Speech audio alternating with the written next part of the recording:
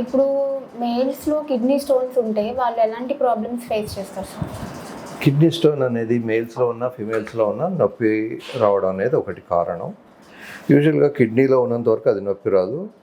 ఈ క్యాలెండర్లో ఈ మెరుస్తున్న పోర్షన్ ఇది స్టోను. ఈ కిడ్నీలో రాయి ఏమంత ఇబ్బంది పెట్టదు, కానీ ఒకసారి యూరిటర్లో కనుక స్టోన్ వచ్చి అది ఇక్కడ నుంచి ఇక్కడికి జారడానికి దాదాపు 30 సెంటీమీటర్స్ ఉంటుంది. స్లోగా మూవ్ అవుతూ ఉంటుంది.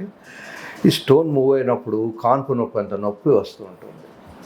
దీన్ని రీనల్ కాలిక్ అంటాం. యూజువల్గా వెనకాల నుంచి లా ఇంటూ గ్రాయిన్ అంటారు. వెనకాల నుంచి ముందర వైపు నొప్పి వస్తూ ఉంటుంది.